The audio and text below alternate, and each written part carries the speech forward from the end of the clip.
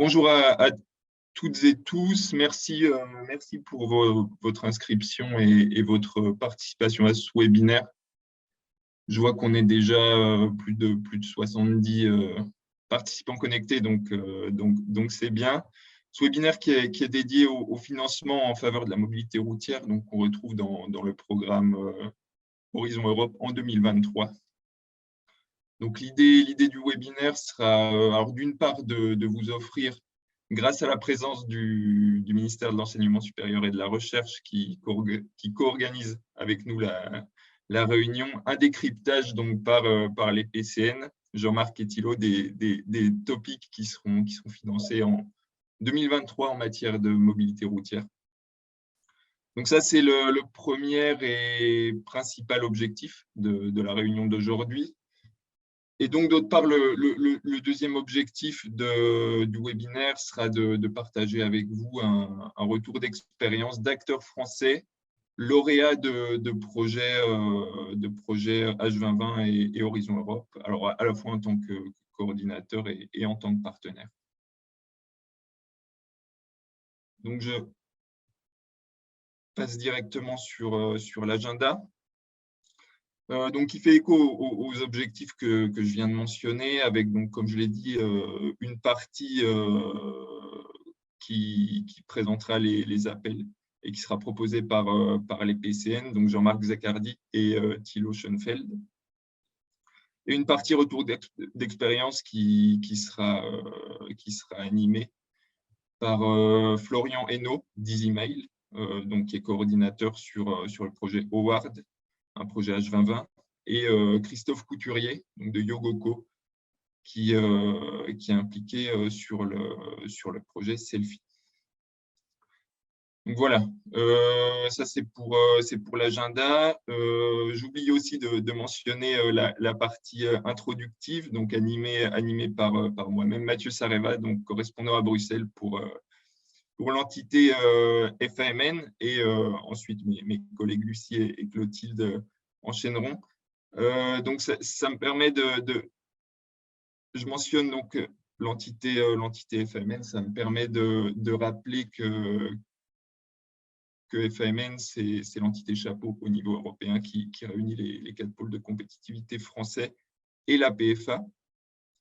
Donc, avec un certain nombre de chiffres que vous voyez à l'écran qui traduisent, alors d'une part, la forte proportion de PME dans nos écosystèmes et puis d'autre part, la forte composante recherche et innovation de nos activités. Donc voilà pour ce qui est des FAMN, et ça me permet de montrer à l'écran quels sont les pôles de compétitivité que FAMN couvre et sur quelle région ces pôles sont impliqués, et donc de laisser la main à mes collègues Lucie et Clotilde pour présenter un petit peu plus en détail ce que font et ce que sont les pôles. Donc si tu veux Lucie, tu peux introduire, et puis Clotilde, tu pourras enchaîner directement. Merci Mathieu. Donc je pense qu'on peut passer à la slide d'ID4 Mobility. Donc Lucie Tristan, chargée de projet européen chez ID4 Mobility, anciennement ID4 Car, puisqu'on a officiellement changé d'identité hier. Donc ce changement d'identité pour entériner nos activités passées, puisque finalement 50% des projets accompagnés par ID4 Mobility sont sur des thématiques hors véhicule, hors voiture. Et aussi pour affirmer notre stratégie à venir, d'être l'accélérateur de l'innovation et de la transformation industrielle des acteurs de la mobilité terrestre, toute mobilité confondue, de sa fabrication à son usage. Donc pour ce faire, nous avons 3 services, l'expertise et le développement, qui accompagne plus de 400 membres, le service Innovation Europe avec plus de 400 projets, et le service Industrie et Croissance avec plus de 200 transformations. Donc, on nous retrouve sur plusieurs thématiques autour des systèmes de mobilité, donc des services de mobilité à l'industrie des mobilités, en passant par les infrastructures de transport et les véhicules et mobiles.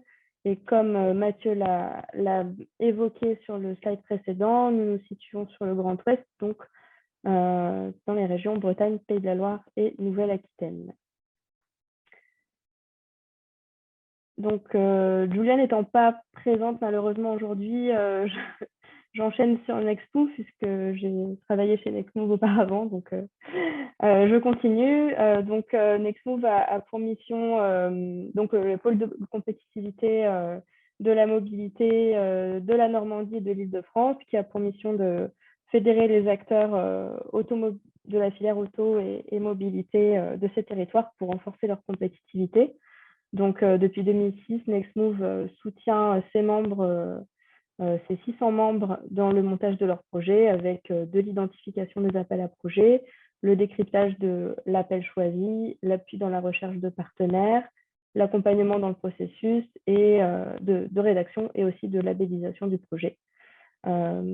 Donc, sur quatre grandes thématiques: la mobilité à faible empreinte environnementale, la mobilité sur autonome connectée, les nouveaux services et solutions de mobilité, et enfin l'excellence industrielle et opérationnelle. Merci.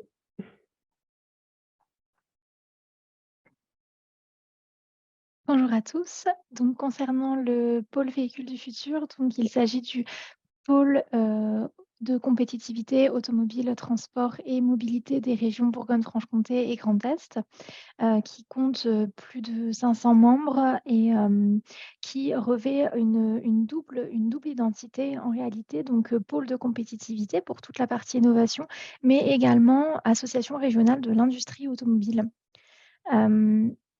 Le pôle véhicule du futur, c'est organisé autour de grands enjeux, de produits, de services, mais également de processus de production. Donc, des enjeux, très actuels, hein, pour répondre aux besoins des entreprises, donc sur l'électrification du véhicule, sur, l'hydrogène, la mobilité servicielle et tout ce qui est également véhicules connectés autonomes. Et dans notre, identité, Perfo Est, on travaille également sur le soutien aux entreprises dans leur conception et production de véhicules de la mobilité du futur, toute la partie digitalisation des processus et déploiement de l'industrie 4.0. Les activités Europe prennent de plus en plus de place dans les actions du pôle et sur ces dernières, on va de A à Z, hein, donc de l'identification du besoin de l'entreprise jusqu'à la communication de ces résultats projets. Donc, on fait toute la chaîne de valeur, si je puis dire, des projets d'innovation. Alors, comme Lucie pour Nextmove, je vais vous présenter rapidement le pôle Cara, mon collègue Jean-Baptiste Anne n'étant pas présent aujourd'hui. Donc, le pôle Cara est le pôle de compétitivité mobilité de la région Auvergne-Rhône-Alpes. Donc, il regroupe, si on peut passer à la slide suivante, Mathieu, s'il te plaît. Donc, il regroupe 420 adhérents, hein, de toute typologie, donc de la toute petite entreprise, TPE, start-up jusqu'au grand groupe. Il est, donc les activités du pôle Cara sont organisées autour de 6 grandes filières principales, donc vous avez sous les yeux, hein, donc automobile, transport industriel, transport fluvial, transport aérien guidé, ferroviaire et enfin la mobilité active. Et donc l'accompagnement, donc là c'est une slide pour résumer l'accompagnement de Cara, qui en fait est un accompagnement à 360 degrés, donc de l'identification du besoin jusqu'à la mise sur le marché des projets et des produits.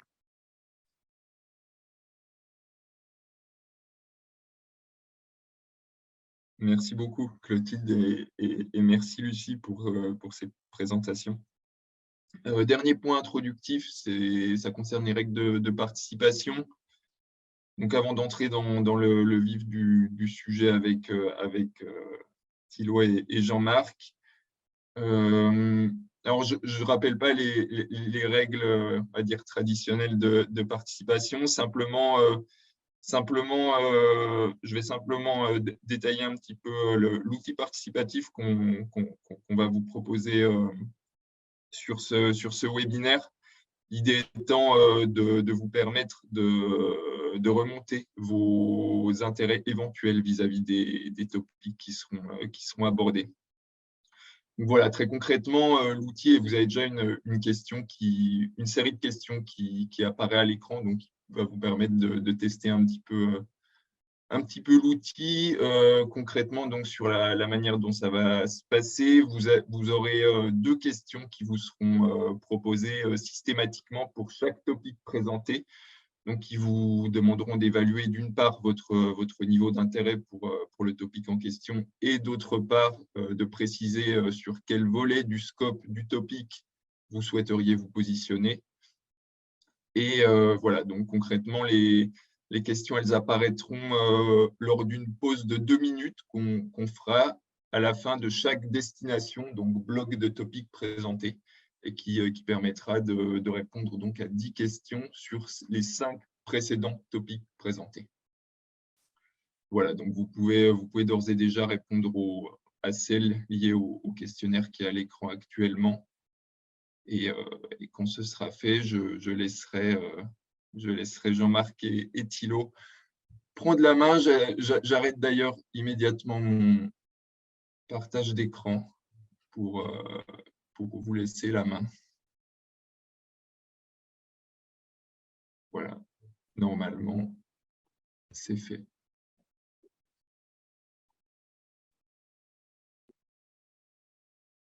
Et je vous laisse, Jean-Marc, Thilo, enchaîner quand vous voulez. Attendez.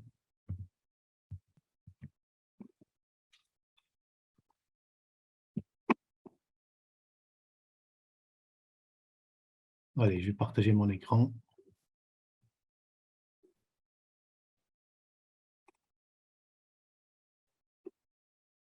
Vous le voyez, je mets en plein écran. Très bien. Bon, merci Mathieu. Merci pour l'invitation au PCN de participer à votre webinaire. Bonjour à tout le monde. Une petite intro sur qu'est-ce que c'est le PCN, dont parlait Mathieu. Aujourd'hui, vos intervenants sont mon collègue homologue Jean-Marc Saccardi et moi-même pour vous présenter surtout les sujets, les topics, comme on dit en anglais. On s'est mis d'accord pour présenter vite fait en max 10 minutes le dispositif des PCN, puis qu'est-ce que c'est Horizon Europe. Alors, déceler pour ceux qui sont déjà un peu familiers et connaissent Horizon Europe, mais par expérience, il y a toujours des personnes qui se connectent pour la toute première fois. Donc, désormais, on va dire presque il y a 2 ans, lors du démarrage du programme Horizon Europe, le ministère de l'Enseignement supérieur et de la Recherche et de l'Innovation à l'époque, qui n'est plus l'innovation, le ministère a établi des points de contact nationaux pour chaque thématique et pour la durée du programme cadre, c'est-à-dire de 2021 jusqu'en 2027. Pour le PCN climat-énergie et le PCN transport, donc les 2 thématiques du cluster 5, au total 6 personnes, avec Benjamin Wenninger qui est le coordinateur des 2. Jean-Marc moi-même pour le destination 5 et 6 et nos collègues Marilyn, Enrico et Vassilé pour les destinations 1 et 4 qui couvrent donc les sujets climat-énergie, avec une petite interface dans la destination 2 qui est également couverte par le PCN transport sur les volets des batteries et que Jean-Marc va aborder tout à l'heure. Donc, le rôle du PCN, c'est de vous informer, des acteurs français sur le contenu des programmes de travail, les résultats aussi, de vous informer et de conseiller sur le montage de projets. Alors, qu'on ne monte pas de projet, mais vous donner des conseils. Vous orienter, pas uniquement sur nos sujets à nous, mais aussi peut-être sur des opportunités de financement à l'extérieur du cluster 5, toujours en lien avec Horizon Europe.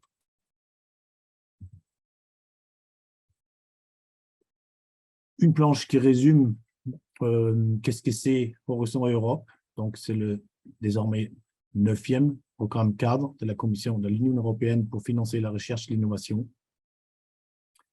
qui a donc démarré en 2021. Nous sommes actuellement dans la phase des déjà 3e appel à projet, avec une durée de 6 ans jusqu'en 2027 et un budget de presque 100 milliards d'euros, ce qui est comme assez conséquent. qui se structure en 3 piliers que vous voyez à droite, avec notamment le pilier 2 qui prend à peu près 60% du budget et qui permet de financer via les appels à projets dans chaque domaine, chaque pôle ou chaque cluster des appels à projets, donc pour les projets collaboratifs. Ce qui est intéressant de noter à gauche dans les boulettes, que désormais, les programmes de la Commission européenne cherchent aussi à contribuer et à répondre aux problématiques développées par les Nations unies. Donc, il y a quand même un contexte qui a changé et évolué depuis les premiers programmes cadres des années 80-90. Donc, tout le monde travaille dans le même sens. In fine, l'objectif, pourquoi la Commission européenne finance la R&D en Europe, c'est pour permettre à l'Europe de rester compétitif dans un contexte de compétition globale. Ça, c'est vraiment résumé.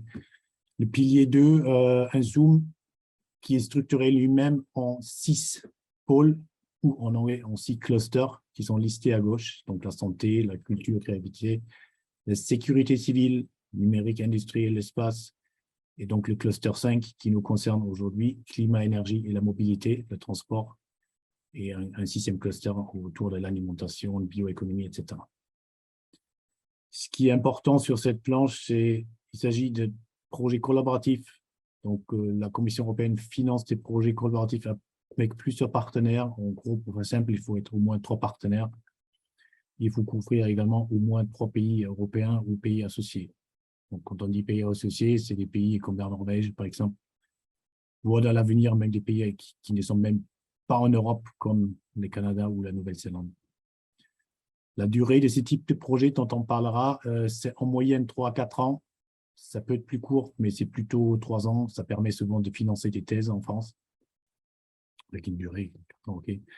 Un budget minimum de 2 à 3 millions, avec une moyenne plus élevée, sachant qu'il y a des projets qui financent jusqu'à 20 millions, ou pour les partenaires, il y a carrément beaucoup plus. Mais la moyenne est plutôt 4 à 5 millions. Financement Commission européenne, ce qui ne veut pas forcément dire c'est le budget total des projets, parce qu'il y a des dispositifs où la Commission ne finance pas à 100% de votre projet. Donc justement, il y a 3 types de projets, les RIA, les IA et les CSA, comme on dit dans le jargon. RIA, c'est des projets de recherche et d'innovation. Le gros distinguo entre les RIA et l'IA, c'est le TRL. C'est le TRL donc, qui est attendu en fin de projet. Les projets du type RIA, plutôt avec un TRL faible de 2 à 5, plutôt 4 à 5 en réalité. Et les projets IA, les projets d'innovation, avec un TRL plus élevé, plus proche du marché, plus proche des produits, des prototypes. Avec un financement qui n'est pas à 100% pour la plupart des acteurs privés. Un 3e type de projet, les actions de coordination et de soutien, les CSA, a priori moins intéressant pour les participants au webinaire d'aujourd'hui parce que ça ne finance pas vraiment la recherche et l'innovation. C'est plutôt le financement des actions d'accompagnement, comme listé ici, c'est-à-dire organiser des manifestations, des workshops, travailler sur des documents stratégiques, établir des études, etc. Donc, les actions de soutien et coordination, il y en a un seul, je crois, qui va être abordé tout à l'heure. En plus, et parfois en parallèle au programme Horizon Europe, entre guillemets, classique, il y a des partenariats. À gauche, vous voyez des partenariats institutionnels. Il y en a 4, pas vraiment en lien avec la thématique d'aujourd'hui, à part peut-être un peu clean hydrogen. C'est des partenaires publics-privés avec un financement privé, mais aussi à hauteur souvent de 50% via la Commission européenne, qui fonctionnent avec leurs propres agendas, leurs propres agendas budget et surtout programmes de travail. Donc, pas du tout en lien vraiment avec le programme Horizon Europe. Et à droite, et je remarque les amis en gras, 3 partenariats qui sont co-programmés avec Horizon Europe, beaucoup plus intéressants pour vous aujourd'hui, notamment par exemple ToZero, qui sont des partenariats qui fonctionnent étroitement avec Horizon Europe. Les appels à projets fonctionne via Horizon Europe et les budgets contribuent également au budget Horizon Europe. Donc, les thématiques sont en phase, alors qu'à gauche, partenariat institutionnalisé, c'est vraiment des thématiques à part, même si dans les grandes lignes, forcément, les sujets vont dans la même direction. Vous avez en bas, toujours sur pas mal de planches qu'on avait préparées, les liens pour aller plus loin. Donc, une fois les planches distribuées aux participants, vous pouvez simplement cliquer sur les liens et vous avez accès aux documents.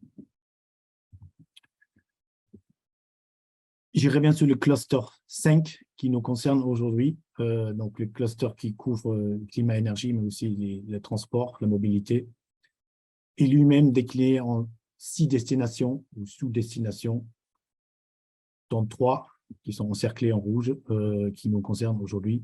Jean-Marc va présenter les sujets de la destination 2 et 6, et moi-même, je vais intervenir sur les destinations 5, notamment le premier bullet qui est affiché, donc le transport routier à émission zéro. Là aussi, vous avez tout en bas de la planche, et j'insiste là-dessus, ça c'est le programme de travail officiel, le lien vers le programme de travail officiel, qui décrit donc en beaucoup plus de détails le contenu des sujets. Comme c'est un document assez important avec le document de travail officiel, plus que 500 pages de mémoire, le PCN a établi 2 guides, un guide synthétique pour l'ensemble du cluster 5 qui résume en 30 planches PowerPoint ou PDF les grandes lignes du programme. C'est beaucoup plus facile s'approprier des grandes lignes. Une traduction en français et qui donne également une vision globale des opportunités sur 2023-2024. Sachez que le programme de travail qui a été publié mi-décembre couvre l'ensemble des appels à projets de 2023 et 2024. Donc aujourd'hui, on est dans une sorte de position confortable puisque on connaît déjà les contenus des appels à projets de l'année 2024. Dans ce guide synthétique, nous n'avons pas détaillé le contenu technique, contrairement au guide beaucoup plus détaillé. Il y a une planche par appel, donc forcément aussi un guide pour le transport. Et également sur le site donc, du ministère du MESR et donc du PCN, vous trouvez les 2 documents à télécharger. Ceci dit, simplement dada, j'insiste sur le fait, ça c'est une traduction, un document établi par mes collègues et moi-même PCN, traduction en français. Ce qui est important, que seul le texte officiel de la Commission européenne, ce qui est indiqué en rouge en bas à droite, fait foi. Donc, on vous conseille fortement, si vous êtes intéressé à réellement monter un projet ou participer à un projet monté par un coordonnateur étranger, de faire référence aux documents officiels, idéalement en anglais, parce qu'il peut y avoir des erreurs de traduction, il peut y avoir dans nos guides également, on n'a pas fait exprès, mais il peut y avoir aussi des fautes de frappe, etc. Donc, conseil, rester proche du document officiel rédigé en anglais. Donc, avec ceci, je pense, Jean-Marc, je te laisse la parole pour détailler un peu le topic de la destination 2 sur les batteries. Tu veux que je clique? Oui, tu m'entends bien déjà? Ouais. Parfait, très bien. Merci Thilo pour l'introduction et bonjour à tous. Donc effectivement, je vais commencer par vous présenter les sujets, les topics de la partie batterie. Avant ça, je voudrais juste faire une remarque qui sera valable aussi pour tous les sujets qui vont vous être présentés aujourd'hui, juste pour vous rappeler qu'en décembre, la Commission a organisé un infoday pour présenter les sujets qui sont ou qui seront ouverts en 2023. Donc, vous avez accès en fait à tous les supports de présentation. Vous pouvez les télécharger, vous pouvez revoir les présentations qui ont été faites. Donc, souvent, les supports reprennent directement les textes des appels, comme vous les trouverez dans le programme de travail. Alors, il y a quand même quelques petits avantages à ces infodays. Le premier, c'est que certains collègues de la commission peuvent être plus ou moins bavards. Donc, vous pouvez quand même avoir quelques petites informations qui ne sont pas écrites sur les planches, dans certains cas. Sur les planches, vous verrez que vous avez aussi des mots qui ont été mis en gras par la commission, ce qui n'est pas le cas dans les textes bruts des appels. Et vous avez aussi des sessions de questions-réponses Donc la commission répond à certaines questions, parfois très précises, des participants. Donc ce sont aussi des informations qui ne sont pas écrites dans les appels. Donc si vous êtes intéressé par certains de ces sujets, n'hésitez pas à revoir, c'est très rapide, vous pouvez revoir ces présentations, ça peut vous apporter des informations intéressantes. Ceci étant dit, donc je vais commencer par les sujets batterie. Comme Thilo l'a dit, les 5 sujets qui ont été sélectionnés pour aujourd'hui sont proposés par le partenariat Bat4EU, donc c'est le partenariat coprogrammé sur les batteries. Le premier sujet qui vous est proposé, que vous voyez à l'écran, en fait, va concerner un développement de technologie pour la production, alors la production durable, efficace sur l'aspect coût et sur l'aspect environnemental pour des matériaux pour les batteries. Donc, il s'agit d'une action de recherche et d'innovation, donc avec un TRL qui est assez faible en fin de projet, autour de 5. La commission indique que 3 projets devraient être financés pour des budgets de l'ordre de 7 millions d'euros. Donc ce sujet, comme les 4 autres que je vais vous présenter pour les batteries, fait partie d'un appel qui a été ouvert en décembre 2022 et qui sera clôturé dans 3 mois maintenant. Vous voyez qu'il sera clôturé le 18 avril 2023. Donc ça va quand même arriver assez vite. Sachez, si vous n'êtes pas déjà au courant, qu'il y aura un autre appel pour les batteries en 2023. Donc vous aurez d'autres opportunités si la thématique des batteries vous intéresse. Donc à l'instar de ce qu'on a fait pour le guide, vous retrouverez sur chacune des planches en fait une partie résultats attendus et une partie activité. Donc je vais pas vous relire ce que vous pouvez lire ici, et en plus de ça en français, je vais juste insister sur certains points pour chacun des appels. Donc là, pour ce premier appel, un des objectifs, comme vous le voyez, c'est d'améliorer la compétitivité européenne dans le domaine des batteries en proposant des technologies de production de matériaux. Donc l'idée sous-jacente, c'est d'accroître l'autonomie de l'Union, pas dire l'indépendance de l'Union européenne dans la fabrication des batteries, notamment au travers de ce topic sur l'aspect matériaux. Et au-delà de faire des batteries, c'est aussi de faire des batteries qui soient les plus vertes possibles, entre guillemets. C'est pour ça notamment que dans les activités qui vous sont mentionnées, vous voyez qu'il est question, par exemple, de développer des technologies pour améliorer la production, le raffinage, mais aussi le recyclage des métaux et des matériaux, ou de mettre en place des stratégies, par exemple, zéro déchet et zéro rejet pendant les processus de raffinage.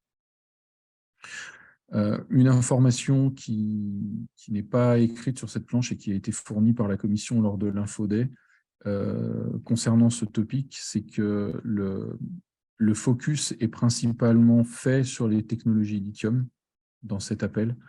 Donc ça n'apparaît pas forcément, ça n'apparaît pas de manière systématique dans tous les appels quelles sont les technologies de batterie qui sont ciblées.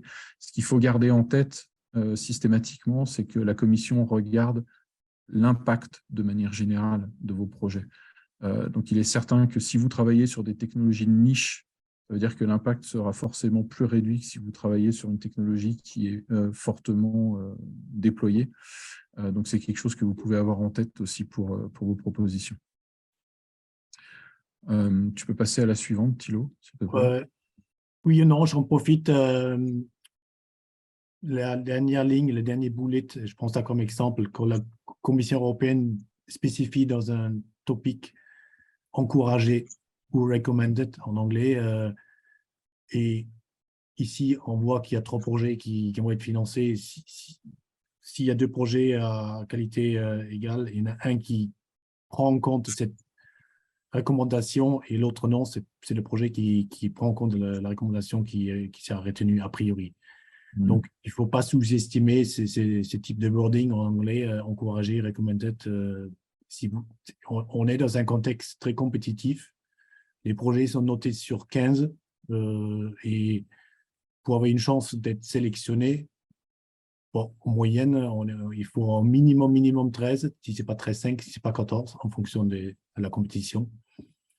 Donc, ça peut se jouer sur ces petits critères, sur les petits boulets qui peuvent paraître anodins, mais où la commission conseille quand même de prendre en compte des sujets qui ne sont pas forcément techniques. Donc, après, c'est une coopération. Dans ces cas-là, c'est une coopération internationale, mais il peut y avoir d'autres sujets qui sont très communs. Voilà. Donc, quand la coopération internationale est obligatoire avec certains pays ou certaines régions, c'est inscrit très explicitement dans le texte de l'appel. Je ne crois pas que ça concerne beaucoup d'appels, voire aucun appel en 2023 dans la partie transport, mais vous en avez eu dans le passé, par exemple, pour la sécurité routière. Et là, comme Thilo l'a dit, dans le cas de ce sujet-là, la coopération est encouragée. La planche suivante, Thilo, s'il te plaît. Oui, j'essaie, mais je vais bloquer. C'est bon? Merci. Oui, c'est bon, merci.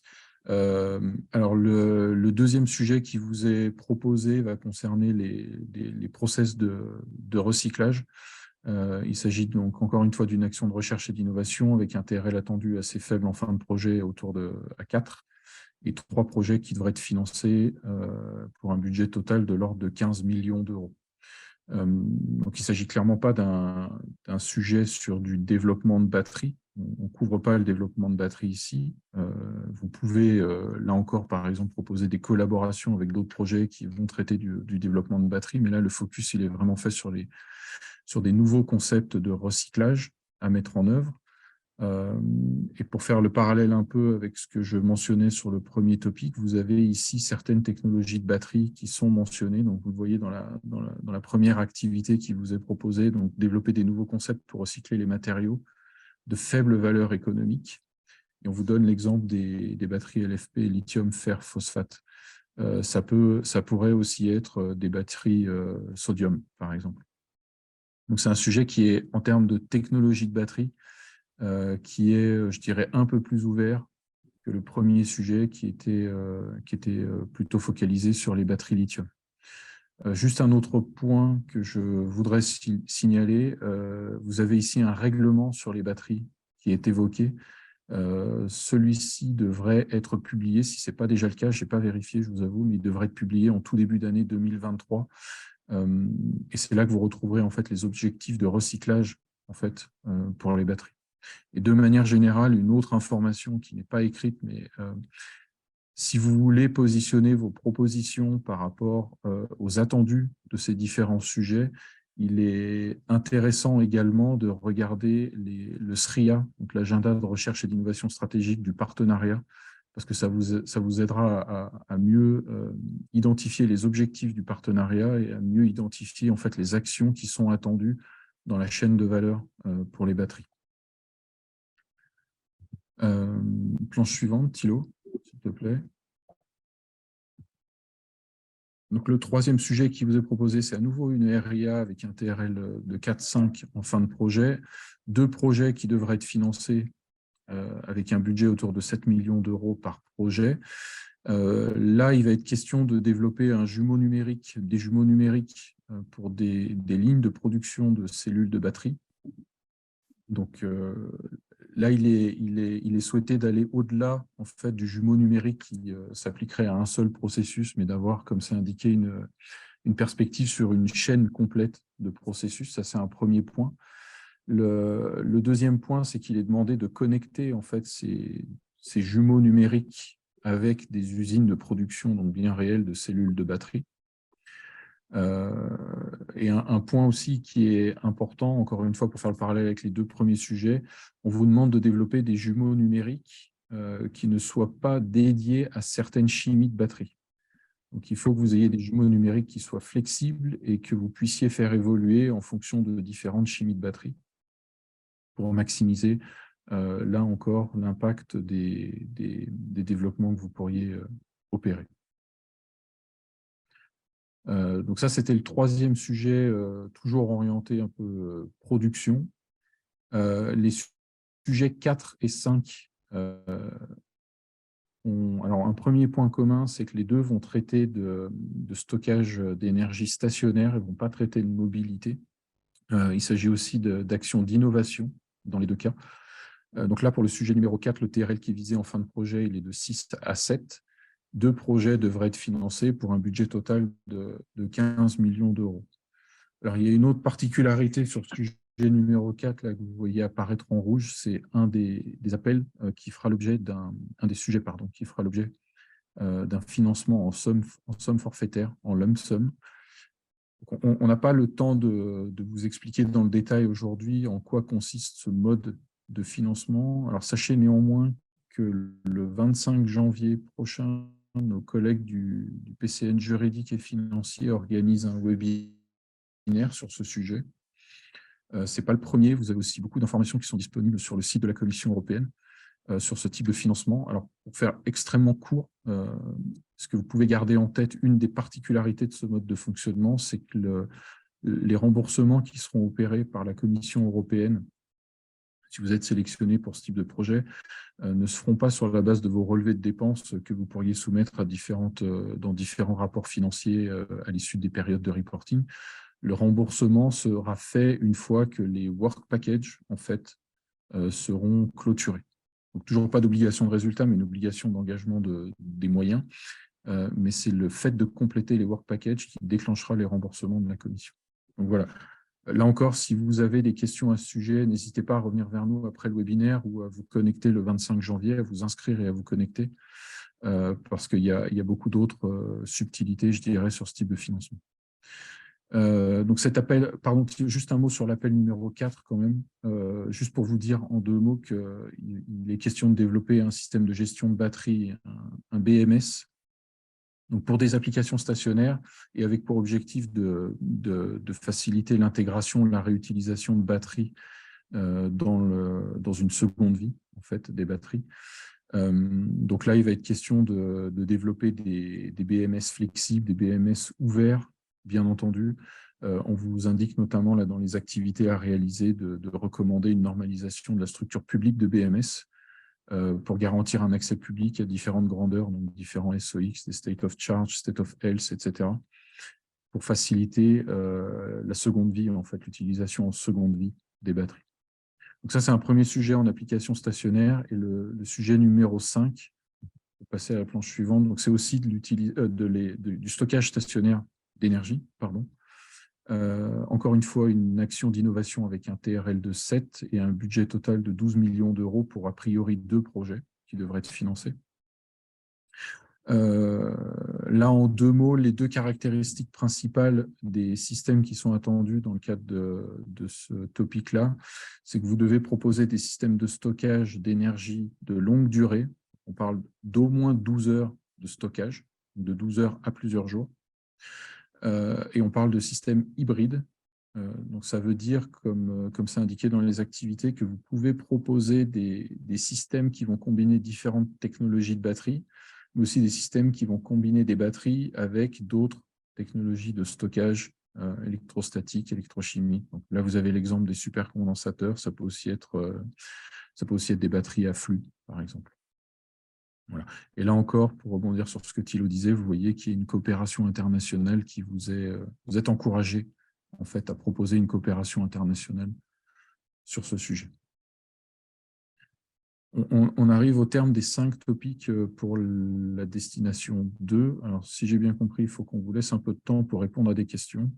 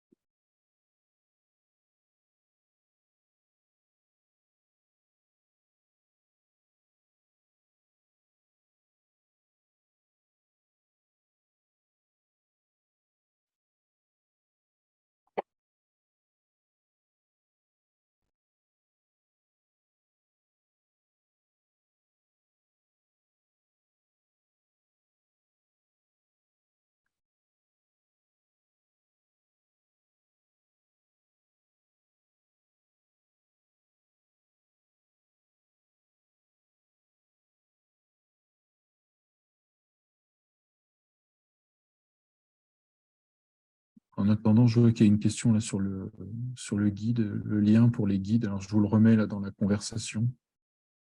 Je vous le mets directement dans la discussion si vous voulez les consulter là dès maintenant.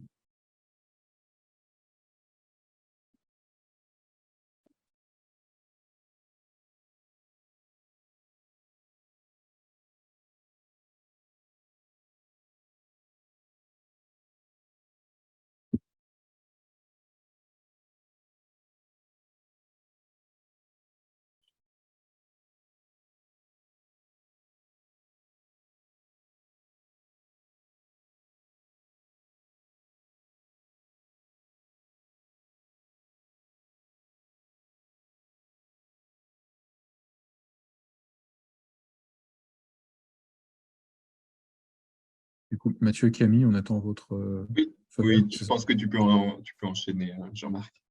Ben, Thilo, je te laisse. C'est plutôt moi, en effet. Attends, je vais quitter l'écran. Tuc, tuc.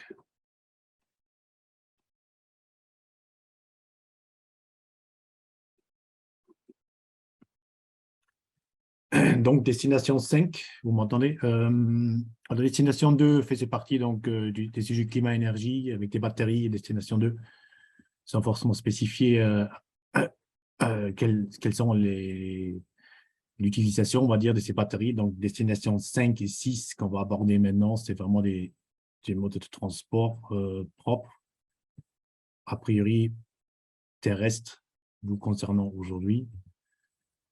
Donc, 5 sujets, destination 5, sur le transport routier qui sont affichés ici.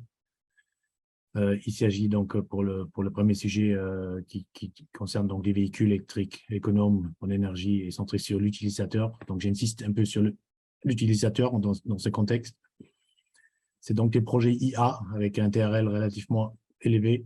Là aussi, il y a marqué projet à la fin du projet 6 ou moins. Donc, si vous avez un TRL 7, c'est mieux. Donc là, c'est assez complexe dans la mesure où les projets doivent aborder des sujets à la fois des aspects opérationnels et technologiques. Donc, opérationnel au sens, il faut prendre en compte le comportement des utilisateurs, des conducteurs, ses préférences, ses planifications de route, etc., l'infrastructure, la météo, les conditions, les météo, etc. Mais à travers ces projets également toucher aux aspects techno, typiquement les concepts, la conception, l'intégration des batteries dans le système, avec globalement comme objectif d'optimiser l'utilisation des batteries dans les véhicules électriques, typiquement via le chauffage ou le refroidissement, afin de économiser de l'énergie et aussi faire en sorte que la durée de vie d'une batterie soit prolongée. Donc, ce qui est important aussi ici, c'est l'utilisation du jumeau numérique, comme déjà utilisé, proposé par Destination 2, dont parlait Charmant. Donc, un sujet assez complexe, j'estime, avec, je ne vois pas l'écran là, avec 2 projets qui sont financés. On pense qu'il y a une compétition assez importante, donc il faut bien regarder une fois de plus, comme je disais tout à l'heure dans le document en anglais, quels sont les critères et quels sont les objectifs. Donc, le système de batterie BMS dont parlait Jean-Marc à l'instant revient donc à niveau en première ligne, les systèmes diagnostiques, etc. Donc, pour gérer la gestion des batteries et après utiliser donc et prendre en compte l'utilisation par les conducteurs. Sur le sujet numéro 2, là, on est vraiment sur le système donc, de gestion des batteries dans des véhicules électriques. Également des projets IA, Innovation Action, avec un TRL élevé, à nouveau 2 projets qui sont financés. Il s'agit vraiment ici donc d'intégrer les technos proposés dans la destination 2 dans des véhicules terrestres, pas uniquement donc, dans des véhicules de passagers, mais c'est pour aussi des petites camionnettes, etc. Donc, ce qui est important, c'est donc de travailler vraiment sur l'intégration des batteries dans les véhicules, et donc gérer la gestion des batteries innovantes pour ces véhicules électriques. Tous ces projets-là, comme disait tout à l'heure Jean-Marc, il nous reste grosso modo 3 mois pour soumettre votre dossier. Donc, on est presque, entre guillemets, au dernier moment pour monter des projets, pour se renseigner, à trouver des partenaires. Une petite parenthèse, je n'ai pas trop insisté tout à l'heure là-dessus. Donc, le PCN peut également vous aider à trouver des partenaires en Europe, vous mettre en relation avec d'autres acteurs du secteur qui vous concerne. Et ou inversement, si vous êtes coordinateur d'un projet, vous cherchez des compétences à l'extérieur de la France, on peut également vous aider dans cette démarche-là. Le troisième sujet de la destination 5 concerne donc les véhicules électriques frugales pour la mobilité urbaine.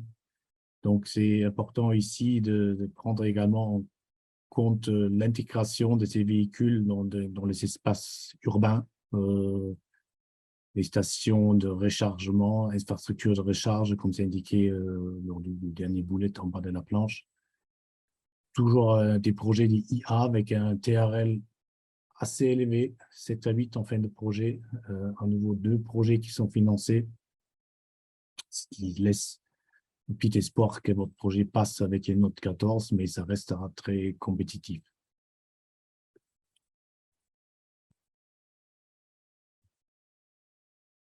Le quatrième sujet, là,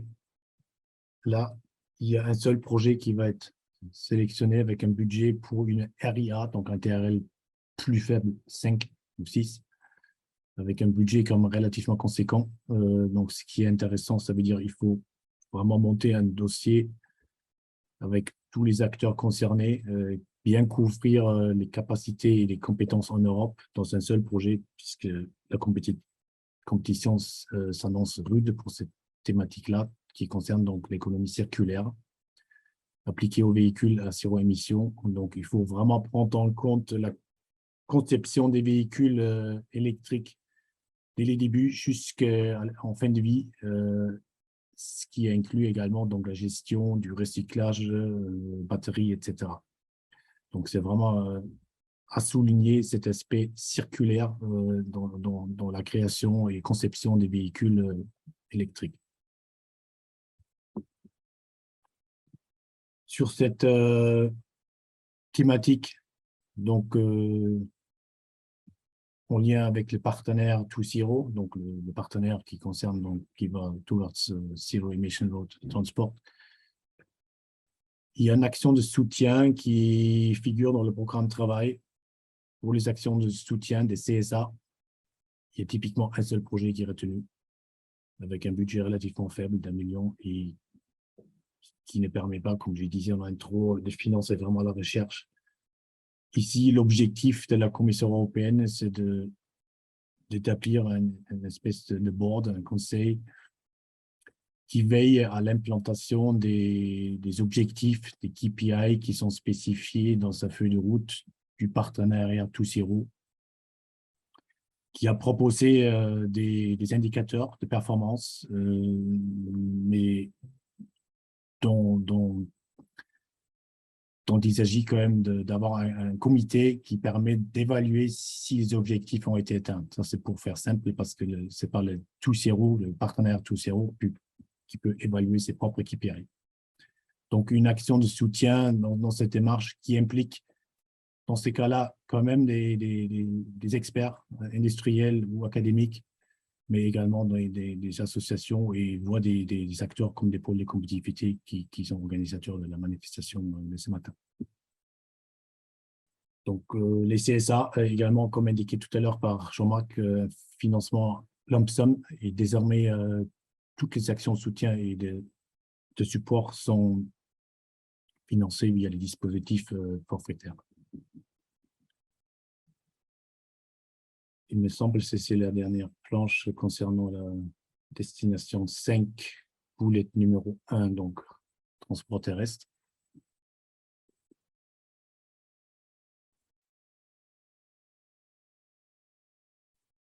Ouais, juste Dans en les attendant, commentaires, je vois Jean-Marc. Oui, vas-y. ouais, en fait, j'allais reprendre justement les questions qui sont arrivées pendant que tu présentais ces Ouais. sujets-là. Très rapidement, donc Mathieu a remis le lien vers les guides des appels et je viens de vous indiquer, normalement vous devrez le voir apparaître, cette fois je m'excuse, le lien pour le webinaire sur le financement par somme forfaitaire. Et il y a eu deux questions aussi qui ont été répondues, alors là dans l'onglet questions-réponses, sur les taux de financement et sur l'appel de la destination 2, le premier sujet de la destination 2, donc sur le lithium. Si vous voulez, je pense, alors Mathieu, Camille, je pense que les réponses sont accessibles à tout le monde. Oui, tout à fait, je confirme normalement. Okay.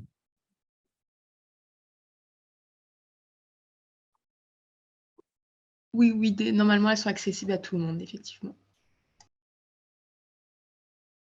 Donc, vous avez répondu par le chat aux questions? Non.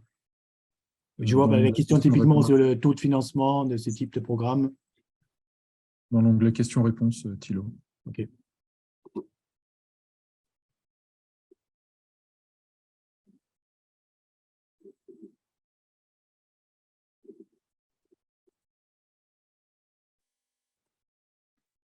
Vous pouvez enchaîner quand vous voulez sur la destination 6, Thilo, je remarque. OK. Donc, je vais maintenant vous présenter les sujets de la destination 6. Alors, pas de toute la destination 6 qui s'intitule « Transport sûr et résilient et services de mobilité pour les passagers et les marchandises ». Aujourd'hui, je vais vous présenter uniquement 5 sujets qui sont proposés dans le cadre du partenariat SICAM. Thilo, si tu peux passer. Donc, le partenariat SICAM, c'est le partenariat coprogrammé qui a été rapidement introduit par Thilo et qui concerne la mobilité connectée, coopérative et automatisée. C'est un partenariat, si je ne dis pas de bêtises, qui a été lancé en 2021. Alors là, pour cette destination et pour ces sujets en particulier, vous avez un peu plus de temps, parce que comme vous le voyez en haut à droite, les sujets ne seront ouverts qu'en mai de cette année. Donc, il y aura un seul appel pour la destination 6 avec une ouverture en mai et une clôture en septembre 2023. Le premier sujet qui vous est présenté concerne le développement de technologies véhicules et de solutions de manière générale qui permettent d'optimiser l'expérience à bord et d'améliorer l'inclusivité de ces nouvelles solutions de mobilité connectées et coopératives et automatisées. Une première précision, en fait, il est question dans le titre d'expérience à bord, mais le sujet concerne aussi les phases dans lesquelles les utilisateurs vont monter et descendre des véhicules, donc notamment du point de vue de la sécurité. Il n'est pas question uniquement de sécurité lorsque les occupants sont dans le véhicule, mais aussi lorsqu'ils sont en dehors des véhicules. Donc ça, c'est une première particularité. Donc, dans les activités qui vous sont demandées, vous allez devoir travailler sur des solutions qui sont très axées sur la perception et sur le confort à bord. Donc, on parle beaucoup de configuration intérieure, de flexibilité de ces configurations intérieures, de systèmes adaptatifs qui doivent permettre in fine en fait, d'accroître l'acceptabilité de ces véhicules partagés, connectés, coopératifs et automatisés. Et aussi, dans une certaine mesure, de faire progresser aussi leur inclusivité. Donc, c'est un peu ça le sujet de ce premier topic pour participer au déploiement des solutions de mobilité SICAM, disons, pour faire court. Le deuxième sujet, qui est une RIA, c'est une grosse RIA, entre guillemets, puisque la Commission prévoit de ne financer qu'un seul projet avec un budget de 20 millions d'euros pour ce projet-là. Donc ce sujet va traiter en fait de la génération de scénarios pour le développement, l'entraînement, je dirais, et la validation des systèmes SICAM. Donc là, l'idée sous-jacente, c'est d'harmoniser en quelque sorte, d'homogénéiser et d'agréger différents types de scénarios d'usage, scénarios de trafic, qui peuvent provenir de différentes sources, donc ça veut dire de différentes initiatives liées à ces mobilités connectées, de différents projets, et de mettre à jour une base de données. Alors, inutile de vous dire une base de données ouverte et partagée qui permettent en fait de participer au développement et à la validation des systèmes SICAM, c'est-à-dire des systèmes de mobilité connectés et automatisés. Une information à ce sujet qui a été donnée lors de l'Infoday, il est important, pour ne pas dire nécessaire, en fait, d'établir des propositions qui permettront d'avoir un lien avec des projets qui ont déjà été lancés, notamment au sein du partenariat SICAM. Donc, c'est notamment le cas des projets Head Start et Sunrise, qui ont été mentionnés explicitement par la Commission. Donc là, vous voyez, ce n'est pas une information que vous trouverez forcément de manière explicite, même dans le texte brut de l'appel. Donc, c'est pour ça qu'encore une fois, je vous encourage à bien revisualiser les présentations qui ont été faites lors de l'Infoday. Et d'un point de vue un peu technique, l'utilisation de ces scénarios, qu'ils soient réels ou synthétiques, a aussi pour objectif d'étendre en fait les contextes opérationnels et les conditions dans lesquelles les systèmes de mobilité SICAM sont validés. La planche suivante, s'il te plaît, Thilo. Le troisième sujet, c'est cette fois-ci une action d'innovation avec un TRL de 6,7 attendu en fin de projet, avec 2 projets qui devraient être financés pour un budget de 12 millions d'euros. Ce sujet-là, en fait, il est orienté vers les infrastructures de transport. Donc, je vous ai demandé de développer des solutions qui sont basées sur les infrastructures pour améliorer la continuité des domaines opérationnels ou même carrément étendre en fait, les domaines, les contextes opérationnels des véhicules connectés. Donc là, on parle de véhicules principalement de niveau 3 et de niveau 4. Donc là encore, la Commission a insisté sur les liens qui doivent être faits avec des projets déjà en cours, comme le projet Podium, par exemple. Là, l'idée, c'est, comme le titre l'indique, d'utiliser les infrastructures. Alors, ça va au-delà des capteurs qui peuvent être associés à ces infrastructures. C'est comment utiliser, structurer les données, comment structurer les services associés à ces données. Donc, c'est pour ça qu'on parle vraiment d'architecture de systèmes, de données et de services dans le cadre de cet appel, pour faire en sorte que les infrastructures puissent être utilisées lorsque les utilisateurs peuvent faire face à des discontinuités dans le domaine opérationnel des véhicules. Donc, typiquement, lorsque les signaux satellites ne sont pas suffisamment fiables pour assurer un bon positionnement, par exemple, ou lorsqu'il y a des conditions un peu particulières qui sont rencontrées sur des zones de chantier ou sur des zones d'incident. Le 4e sujet, merci Thilo. Donc là, c'est une action de recherche et innovation qui vous est proposée, avec 2 projets qui devraient être financés pour un budget de l'ordre de 3 à 4 millions d'euros. Donc ça, c'est et le sujet suivant sera un peu du même type. C'est un bon exemple pour insister sur un des aspects des appels SICAM. C'est que bien souvent, en fait, ces appels vont au-delà des développements technologiques des véhicules et intègrent une forte dimension sciences humaines et sociales. Donc c'était déjà le cas en 2021-2022 et c'est encore le cas. Donc là, il est question en fait de mieux intégrer et tenir compte de la diversité européenne dans la conception et dans l'implémentation des solutions SICAM pour garantir une certaine forme d'équité dans ces solutions de mobilité. Donc là, il est question d'aller plus loin que les questions de genre ou d'âge, par exemple, des utilisateurs, mais c'est aussi de tenir compte de la diversité géographique, donc des diversités régionales, des diversités culturelles, voire même historiques, qui peuvent être rencontrées en Europe, pour expliquer que certains de ces aspects, certaines de ces facettes de la diversité puissent être des freins, éventuellement, à l'adoption de ces solutions. Donc, on va vous demander de développer des méthodologies, de développer des recommandations pour tenir compte de cette diversité culturelle, de cette diversité géographique. Et on va même vous demander, ce qui n'est pas indiqué sur cette planche, de faire la démonstration en fait, de ces recommandations, si ma mémoire est bonne, dans 4 pays différents de l'Union européenne, justement pour tenir compte de cette diversité. Voilà pour ce sujet. Le 5e sujet, qui est aussi une RIA, donc un projet qui sera financé avec un budget de 2 millions d'euros. Lui, il est dédié aux effets de cette thématique SICAM de manière générale sur l'emploi, sur l'éducation et sur les compétences. Donc des effets aussi bien à court terme que des effets à long terme. Donc là, il va être question de comment ces nouveaux services de mobilité SICAM, comment ces nouvelles technologies peuvent avoir un impact sur l'emploi et sur l'évolution des compétences. Donc, il ne s'agit pas uniquement des compétences et des emplois dans des domaines techniques, mais ça peut concerner toute la chaîne de valeur de cette mobilité SICAM. Donc, ça veut dire tout ce qui peut être lié à de l'administratif, à du développement de services, par exemple, c'est aussi concerné. Et ce qu'il est demandé ici, c'est d'établir une feuille de route pour, alors, dans un premier temps, d'analyser les impacts potentiels de la SICAM sur les emplois et les compétences, et puis d'établir une feuille de route pour s'assurer en fait, que la transition vers ces nouveaux types de mobilité soit la plus acceptable possible d'un point de vue sociétal.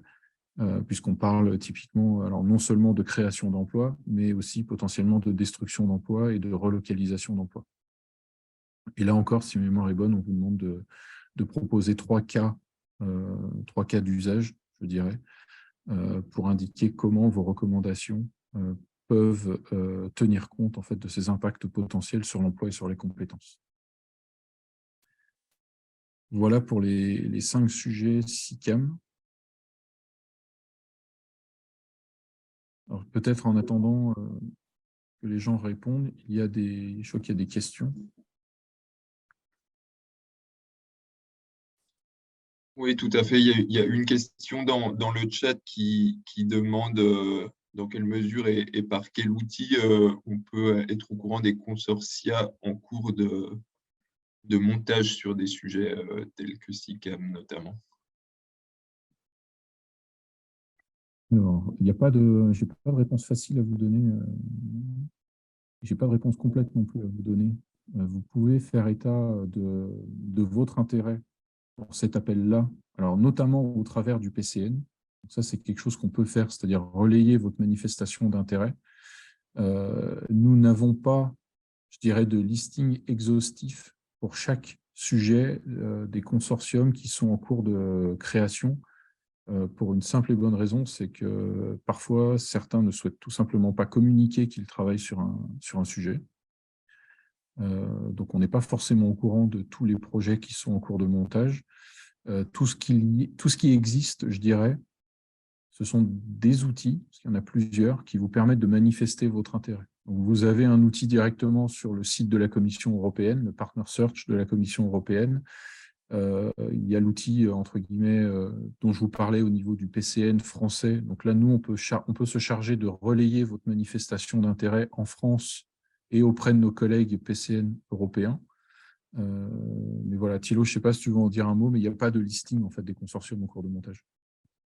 Non, en effet, je confirme ce qu'il dit Jean-Marc. Et c'est quand même toujours un exercice assez confidentiel, au sens que personne ne poste sur son site web l'info comme quoi il monte un projet. Donc, à travers nos réseaux européens, on peut essayer d'identifier des partenaires et ou l'info sur des projets. Mais une fois de plus, c'est pas facile. Donc, surtout dans un contexte compétitif avec souvent un seul projet retenu à la fin. Je vais vous mettre dans la conversation, je mettrai le lien si vous voulez remplir le formulaire qu'on vous propose pour manifester vos intérêts. Est-ce que c'est efficace? Bonne question. Dans certains cas, oui, ça l'a été. Maintenant, là encore, en fait, notre rôle se limite à diffuser les manifestations d'intérêt, mais parfois, on n'est pas au courant des intérêts que ça suscite réellement derrière. Oui, et simplement pour compléter, SICAM, c'est comme ça a été mentionné, un partenariat et c'est aussi donc une association au niveau bruxellois de membres et de parties prenantes. Et au sein de cette association, on peut circuler un certain nombre d'informations sur les montages en cours et sont organisés notamment des matchmaking events internes donc dans lesquels des informations circulent aussi. Mais il faut être membre et adhérer donc à cette association. Au niveau des FAMN, on l'est, et on l'est notamment pour relayer vos marques d'intérêt, les membres de l'écosystème français. Ouais, c'est une très bonne remarque. En fait, ça fait partie de la multitude d'outils que je mentionnais tout à l'heure. Le fait d'être impliqué dans les partenariats SICAM, ToZero, Battery, ça vous donne accès à des informations, je dirais, anticipées sur les appels Ça vous permet de réseauter, ça vous permet d'être au courant aussi plus facilement des consortiums qui sont en cours de montage.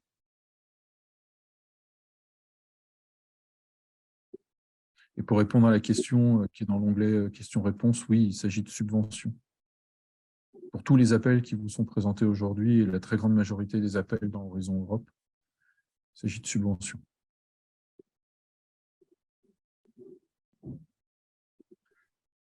Je pense que vous avez, les participants ont eu le temps de compléter le questionnaire qui est à l'écran, le dernier donc.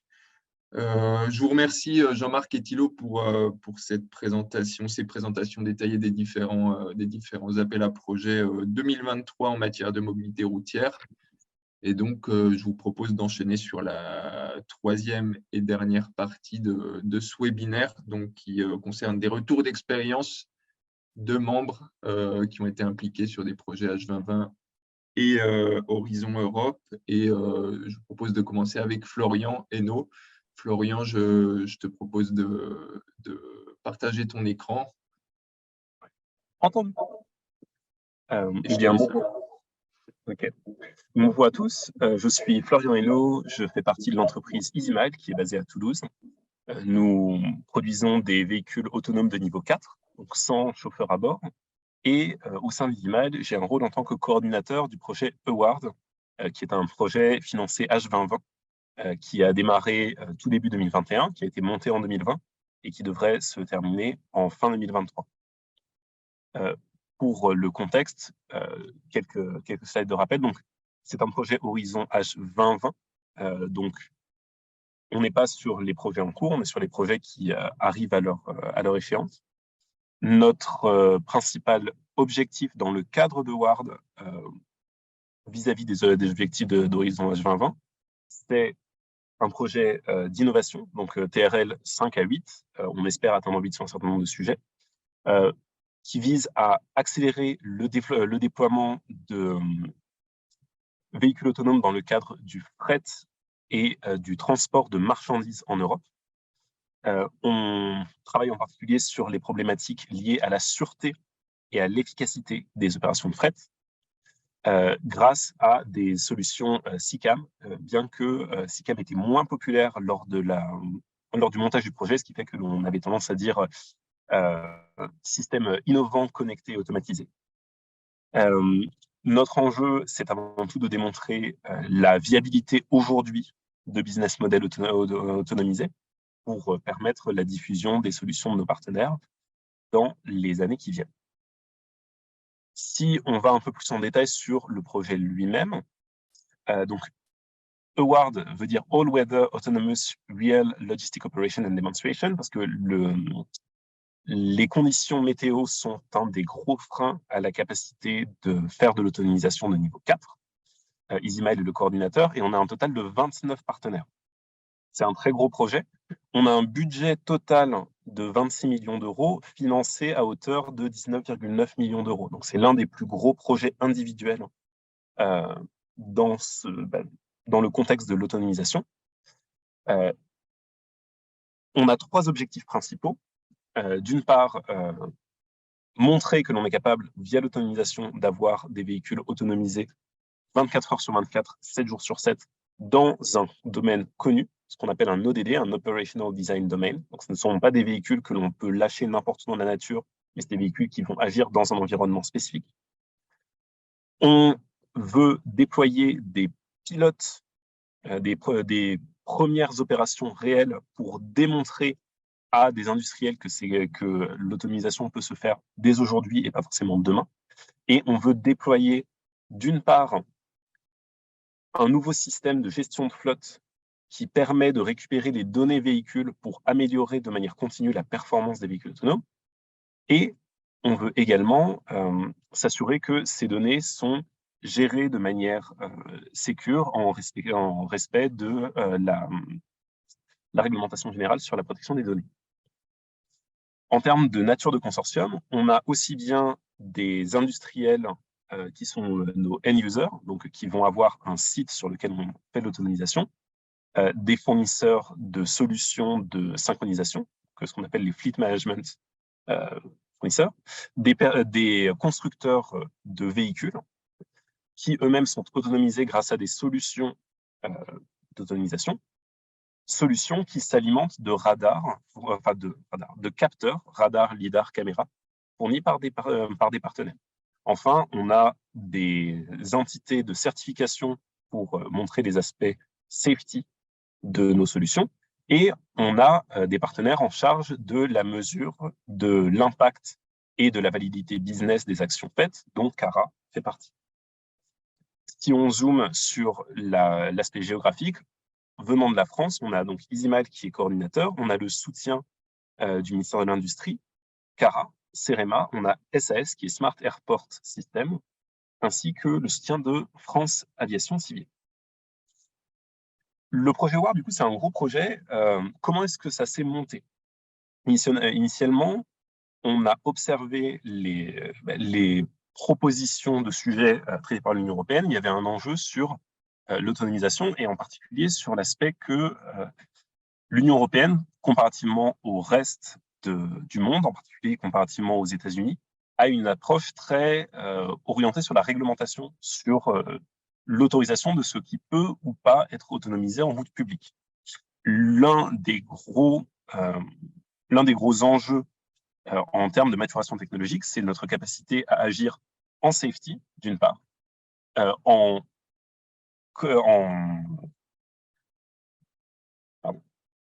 cohérence avec la démarche SOTIF, Safety of the Internet Function, qui est une approche de la sûreté qui vise à montrer que ce que l'on performe est fait de sorte que si jamais on a un échec d'une part de nos modalités, on ne va pas causer d'accident. Et la robustesse de ces approches, sûreté et SOTIF, vis-à-vis de conditions qui peuvent les dégrader. Et une chose qui peut dégrader la capacité d'un véhicule autonome à agir, c'est ce qui peut dégrader sa perception. Ce qui peut dégrader sa perception, c'est en particulier les conditions météo hostiles. Donc, comment est-ce que le consortium s'est monté? À la base, EasyMile, qui est un acteur du véhicule autonome, fait face à une problématique qui est supportée par l'Union européenne. Donc, via l'Union européenne, via certains contacts que l'on a déjà, on commence à initier un consortium. En commençant à initier un consortium, on se pose la question, qu'est-ce que l'on voudrait tester? Ce qu'on voudrait tester, ce sont de nouvelles modalités de nouvelles modalités de capteurs. Donc, nous allons nous rapprocher de certains constructeurs de capteurs, comme par exemple Continental, basé en Allemagne, ou encore Navtech, basé au Royaume-Uni. En parallèle de ça, nous avons des partenaires historiques. On a des partenaires historiques qui sont les constructeurs de véhicules que l'on utilise. Par exemple, Kamag, qui est basé en Allemagne, qui a un partenariat avec DB Schenker, basé en Autriche, qui nous propose un site industriel. Et donc, notre consortium s'est créé par accrétion en tentant de réfléchir à une problématique, comment rendre nos véhicules plus robustes vis-à-vis des conditions adverses au climat. Je vais me rapprocher de mes constructeurs de véhicules, parce que peut-être qu'eux ont des idées, je vais me rapprocher de constructeurs de capteurs. Ceux-ci vont eux-mêmes avoir des use cases à proposer. On va se rapprocher d'eux pour voir si on peut organiser une démonstration. Mais ça tombe bien, l'Union européenne souhaite que l'on montre l'impact réel, concret, financier et économique de ce que l'on va faire. Le fait d'avoir des démonstrations de la technologie en conditions réelles répond à cet objectif. Très bien. On se pose alors des questions de quelles sont nos limites de performance. L'une des réalités du véhicule autonome de nos jours, c'est qu'on pense qu'il y a encore une probabilité forte, à un moment ou à un autre, que l'on doit mettre un humain dans la boucle. Donc, on va se rapprocher d'un partenaire israélien qui s'appelle Autopia, qui propose du contrôle à distance de véhicules pour nous permettre de garder le niveau d'autonomisation au maximum dans toutes les situations. Ceci faisant, on a créé le consortium d'acteurs techniques. En parallèle, on a récupéré un certain nombre de partenaires sur les sujets de safety, qui sont un des enjeux importants pour EasyMile, mais aussi important pour nos partenaires et important pour l'Union européenne. Et on a vu que l'on s'est posé cette question de comment démontrer que les business models que l'on développe sont viables. On s'est également rapproché d'autres acteurs à ce niveau-là. Ce qui fait que l'idée n'est pas apparue toute seule d'un bloc et a été soumis tel quel à l'Union européenne. Il y a eu des itérations. Par exemple, dans la proposition initiale qu'on avait faite à l'Union européenne, on avait un manquement qui était que nous n'avions pas de work package en lien avec les requirements, pardon, mon français me fait défaut, les requirements éthiques qui étaient une obligation dans le cadre des projets H2020. Ce qui fait qu'on a soumis, on nous a dit que c'était prometteur, mais qu'il fallait potentiellement ajouter ce work package. On est revenu à la table de dessin, on a ajouté un autre partenaire parce que d'autres problématiques s'étaient levées. Et donc, le processus de montage du projet a pris l'essentiel de l'année 2020. Enfin, même une partie de l'année 2019 et une bonne partie de l'année 2020 pour un lancement de projet début 2021. Le projet est lancé depuis 2 ans. Le projet fonctionne. Comment est-ce que le projet est suivi? On a un portail de l'Union européenne qui nous permet de suivre nos livrables. Et dans le cadre de ce projet-là, dans le cadre de H2020, les financements sont liés aux livrables et à la validation des livrables. Ce qui fait qu'il est important pour tous les partenaires que l'ensemble des livrables soient livrés en temps, en heure et en qualité. Donc, nous avons mis en place un processus qualité où chaque livrable a un responsable, des co-responsables, un reviewer technique qui ne doit pas être de la même entité que le rédacteur initial, et un reviewer qualité qui doit être d'une 3e entité, afin de nous assurer autant que possible que s'il y a des reproches à faire, ils sont faits avant la soumission à l'Union européenne, plutôt qu'après. En parallèle de ça, on a une communication ouverte avec un project officer du côté de l'Union européenne, avec qui on est en échange mensuel, voire hebdomadaire dans certaines situations, pour les informer de problématiques qui peuvent se passer. On a un projet sur 3 ans avec une 30aine de partenaires. Il peut arriver que sur un livrable en particulier, on ait un problème de qualité qui va impliquer un retard. L'Union européenne est souvent compréhensible pour peu que l'on ne la mette pas face aux faits accomplis, mais qu'on la prévienne. On lui dit, pour tel livrable de tel partenaire, on s'attend à ce que l'on ait un retard de 2 à 3 mois. Est-ce problématique? Oui et non. On agit en fonction de cela. En termes de financement, du fait de la nature variée de notre consortium, nous ne sommes pas tous financés au même niveau. Nous avons, par exemple, des partenaires académiques qui sont financés à 100% de leur activité. Et on a des partenaires industriels, Izimal en est un, qui sont financés à hauteur plutôt de 70% de leur activité. Ce financement a été préfinancé par l'Union européenne et redistribué aux partenaires, mais n'est validé que sur base des efforts effectivement consentis. Ce qui fait que l'on doit garder pour l'Union européenne un suivi précis des activités qui ont lieu chez chacun de nos partenaires. Pour ce faire, on a mis en place une plateforme en ligne qui permet à l'ensemble des 29 de reporter leurs actions, de rattacher leurs actions à des tâches et donc à des livrables, ce qui nous permet, dans le reporting que l'on remonte vers l'Union européenne, de leur permettre de dire tel partenaire justifie de ces X mois personnes d'activité, car ils ont contribué au livrable tant, et la nature de leur contribution est ainsi documentée dans tel livrable. Enfin, un gros consortium implique processus de décision parfois complexes. Nous avons donc mis en place, d'une part, des points réguliers pour informer le consortium des différentes décisions.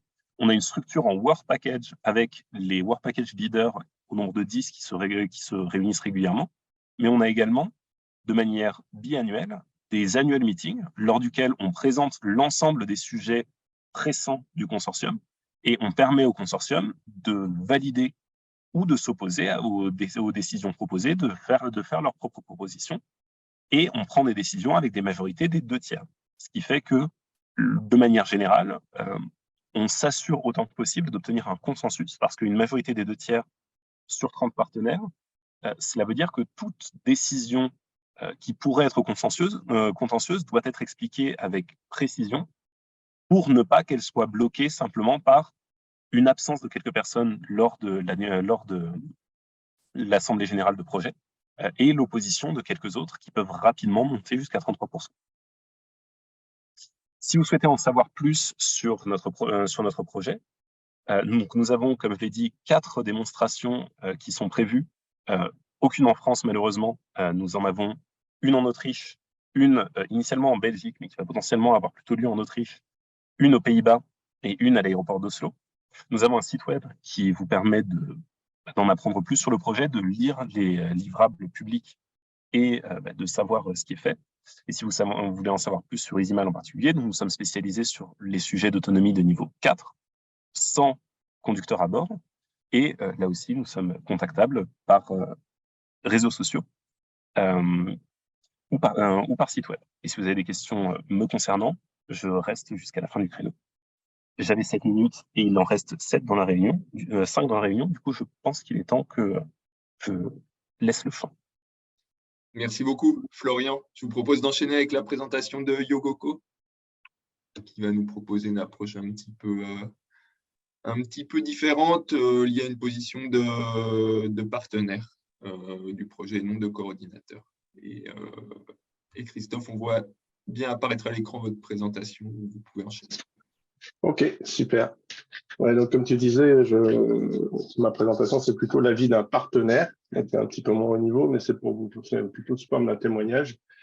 Ce que je vais faire, c'est que je vais vous présenter rapidement un peu ce que fait Yogoko.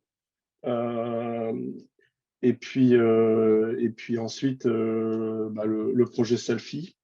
Et puis ensuite, au travers de Selfie, faire un peu des témoignages sur la vie d'un projet, le montage et surtout comment on peut chercher, pourquoi c'est intéressant pour des entreprises comme les nôtres, comment on peut chercher à aligner les objectifs du projet et de l'entreprise et puis quelles sont les retombées.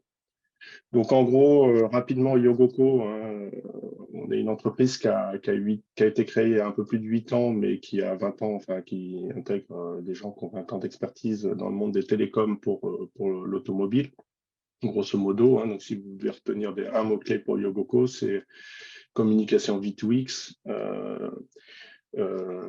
ITS coopératif, donc CITS, hein, pour des applications type Smart City, Mobility, donc sécurité de la mobilité, et puis d'une manière générale, alors nous on classe dans le développement durable, mais tout ce qui est SICAM, hein, transport automatisé, pour de la route, mais aussi pour des transports. Donc on fait à la fois les communications et puis plus généralement la transmission de données. Alors avec des solutions forcément au niveau de l'état de l'art. Je passe rapidement sur la présentation. Et nos produits, c'est principalement une pile logicielle qu'on peut intégrer soit dans du hardware qu'on va déployer en bord de route ou à bord des véhicules sous différents facteurs de forme, je passe les détails, soit aussi directement dans le cloud, soit dans le cloud centralisé, soit dans le MEC pour des applications type 5, dans des environnements type 5G. Et puis, de plus en plus maintenant aussi dans des environnements de simulation, notamment pour faire de l'entraînement d'IA, comme on a vu un call passer sur ces sujets-là tout à l'heure. Donc, voilà en gros ce qu'on fait. Un petit focus sur ce slide-là pour mentionner que des projets européens, je vais vous parler de Selfie. On est aussi membre d'autres projets européens qui peuvent être soit des projets dans le contexte Horizon, soit sous d'autres formats. Mais effectivement, on a une grosse culture de la collaboration, du projet coopératif. Je n'ai pas mentionné, mais Yogoko, ça fait à peu près 25 personnes. Et vous voyez là alors il y a un projet qui est déjà terminé, mais on liste déjà on a 5 projets en cours collaboratifs au niveau européen, dont 2 dans le monde des SICAM, hein, qui sont Selfie, je vais y revenir, et puis Ultimo qui vient de commencer, qui est un projet de déploiement de navettes autonomes. Un projet 5GASP qui est sur la partie plutôt 5G, et 2 autres projets qui sont dans le monde plutôt de la cyber, qui était Segredas, qui est terminé, SARS, et un projet là, qui est plutôt un consortium, mais pas financé, autour de la safety. Donc, voilà. Donc la présentation d'aujourd'hui va plutôt concerner le projet Selfie. Donc Selfie, en un slide, c'est un peu difficile de résumer le projet. Donc j'ai fait des extraits du site web. Hein. La baseline, c'est développer des outils pour renforcer la cybersécurité et la confiance pour tout ce qui va toucher au CCAM, donc Operative Connected Automotive Mobility. Pourquoi je vous ai mis ces extraits un peu verbeux? C'est parce que c'est aussi pour voir un petit peu comment on vend un projet européen et comment on l'affiche vis-à-vis de la Commission, puisque ça, ce sont des engagements qui sont pris au niveau de la Commission, et comment on situe un projet. Donc pour Selfie, ce que j'ai mis en gras, hein, on se situe sur de la recherche et développement. Donc vous voyez, en fait, on vend du TRL 6. Ouais, on va, enfin 5 ou 6, on va jusqu'à 6. Donc l'idée, c'est de développer des outils sous forme d'algorithmes et de technologies, qu'on package sous forme d'un jeu d'outils. Ce qui est intéressant, c'est qu'on va proposer plusieurs outils et dans chaque outil, différents partenaires vont s'investir. Donc, chaque partenaire n'est pas investi dans tous les outils. Donc, ça permet aussi déjà de définir sa contribution à la carte un petit peu. Et en termes de maturité, hein, les outils vont être validés en labo et démontrés dans 3 types d'environnements. Donc, soit labo, purement labo, soit simulation, soit on va jusqu'à des expérimentations de terrain, soit sur piste. On a un partenaire, Idiada, en Espagne, qui a une piste d'essai, soit aussi en environnement réel. Donc là, c'est la ville de Vienne qui va accueillir les expérimentations. Voilà. Et la dernière partie qui est intéressante, je trouve, c'est l'aspect KPI.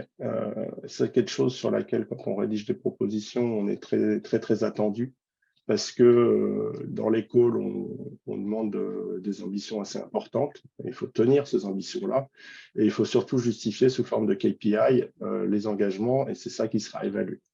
Donc, bon, je passe sur ce qu'on a pris sur cet extrait-là des KPI, mais voilà. Sinon, pour vous expliquer aussi, Selfie, c'est 16 partenaires qui sont listés ici, hein, de 8 pays différents. On a mentionné, alors la petite pour l'anecdote, on a mentionné qu'il n'y a pas que des partenaires européens. On a FEV, nous, qui a alors une implantation en Europe, mais qui a aussi une implantation en Turquie, par exemple. Donc, effectivement, ce sont des États associés au même titre que la Suisse, la Norvège, Israël, différents pays qui ne faut pas hésiter à essayer d'aller agréger aussi un peu plus large. Ça permet parfois de donner de la valeur.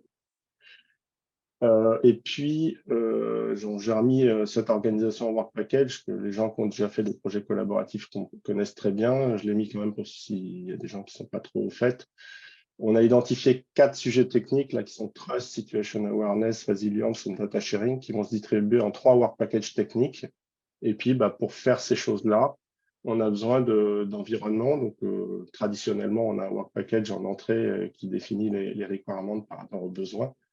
L'intérêt de ces work packages d'entrée, c'est que ça permet, une fois la proposition remise à l'UE et acceptée par l'Union européenne, ça permet de clarifier les objectifs entre les membres.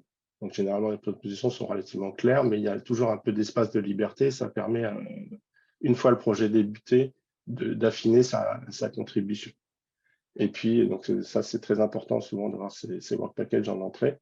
Et puis après, il y a des work packages plus traditionnels de coordination, de validation démonstration, et un work package de dissémination qui, nous, à Yogoku, nous intéresse beaucoup, parce que dans la dissémination, dans ce projet-là, en tout cas, on intègre la partie standardisation, et on est un acteur de la standardisation du projet.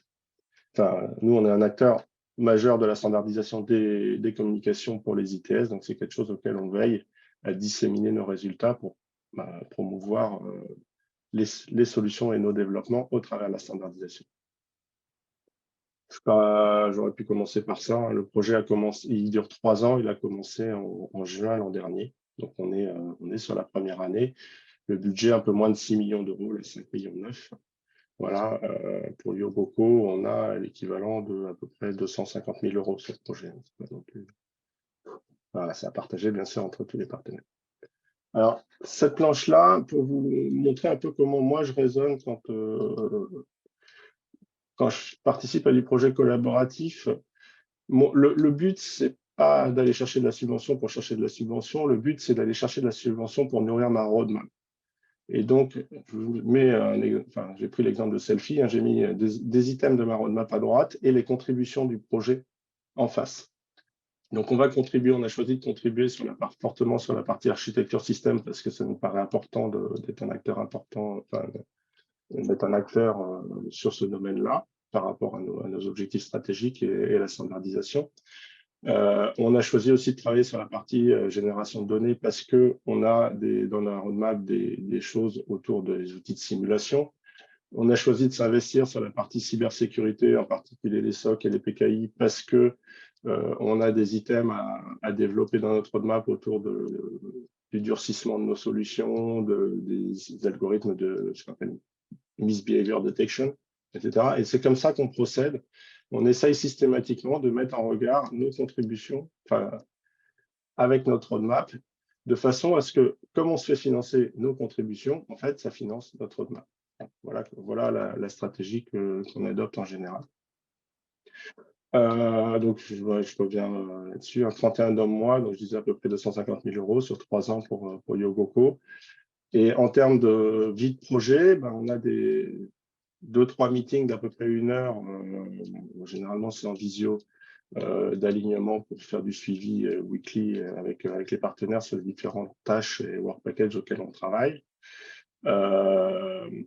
Et puis, on parlait tout à l'heure, des sessions plénières avec tous les partenaires 1 ou 2 fois par an qui généralement se passent en physique. C'est très important aussi d'avoir du physique pour pouvoir nouer d'autres contacts. Et puis en plus, on peut avoir au cas par cas sur des sujets particuliers d'intérêt, des coopérations renforcées avec certains des partenaires.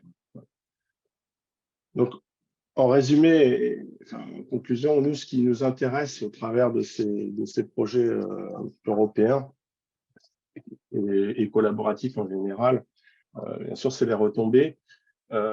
La retombée numéro 1, on la sait tous, c'est la subvention. Donc, ça nous permet ce que je disais, de financer notre roadmap. Et c'est important de se poser la question en quoi le projet va être en relation avec notre roadmap. Ce financement-là, il permet de pérenniser les compétences. Il nous permet aussi de nous maintenir en permanence à l'état de l'art parce qu'on on se frotte à des partenaires qui sont quand même au niveau d'excellence et puis ça nous force aussi, nous, à nous maintenir à l'état de l'art.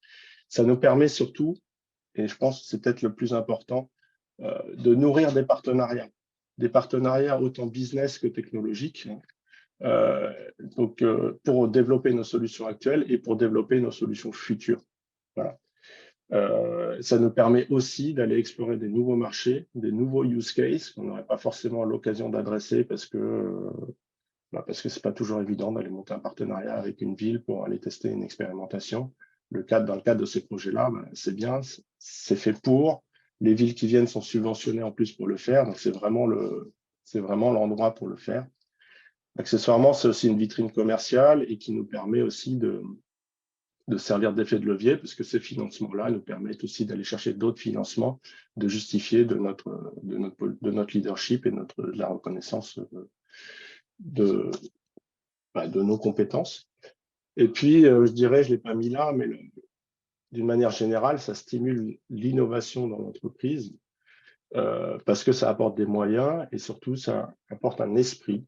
Et ça nous oblige en permanence à faire du suivi, à dire qu'est-ce qu'on va pouvoir pousser dans les nouveaux projets, qu'est-ce qu'on va pouvoir faire dans ce projet en cours, qu'est-ce qu'on va pouvoir proposer comme contribution. Et c'est quelque chose qui va tirer finalement notre dynamique d'innovation. Voilà, j'espère que je n'ai pas été trop long. Je rends la parole. Merci beaucoup, Christophe, pour cette présentation complète. Ouais. C'était pas trop long. Il est 12h38, donc on a dépassé un petit peu le timing, mais c'est pas très grave. On est presque dans les temps, donc l'objectif est rempli. Il ne me reste plus qu'à conclure. De mon côté, il me semble qu'il n'y a pas nécessairement d'autres questions dans le chat, hormis une question qui demande si les présentations de Yogoko et EasyMail seront partagées. Oui, je vous confirme que ça sera partagé dans l'après-midi. Voilà. En attendant et après ma conclusion, évidemment, je me tiendrai de mon côté et ça sera aussi le cas de mes collègues d'épaule, j'imagine, et aussi des PCN à votre disposition si vous avez d'éventuelles questions qui vous viendraient à l'issue du webinaire. Et voilà, il ne me reste plus qu'à remercier l'ensemble des intervenants pour leur présentation, pour leur contribution à ce webinaire. Et Félicitations. Et à remercier aussi les participants, évidemment, pour leur contribution via l'outil participatif qu'on a mis en place. On espère que ça aura été utile pour vous, que ça le sera. On vous fera suivre, évidemment, quand on aura récolté toutes ces données, et on vous fera suivre une synthèse de ce qu'il en ressortira. Voilà, comme je l'ai dit en intro, on vous fait suivre les slides dans la journée. On rendra aussi le replay disponible d'ici une grosse semaine, je pense, ce qui vous permettra de revoir le webinaire si vous le souhaitez, ou de le faire voir à certains de vos collègues si besoin, et s'ils n'ont pas eu l'occasion de se connecter aujourd'hui. Voilà, il ne me reste plus qu'à conclure, à vous souhaiter à tous bonne chance pour la suite, dans le cas où vous vous engageriez dans une démarche de montage, en vous souhaitant tout le succès que ça implique, et en souhaitant que le succès français dans les programmes de financement européen continue à progresser. Et voilà, sinon je vous souhaite, à part ça, une bonne journée et accessoirement un bon appétit. Voilà, merci à tous encore.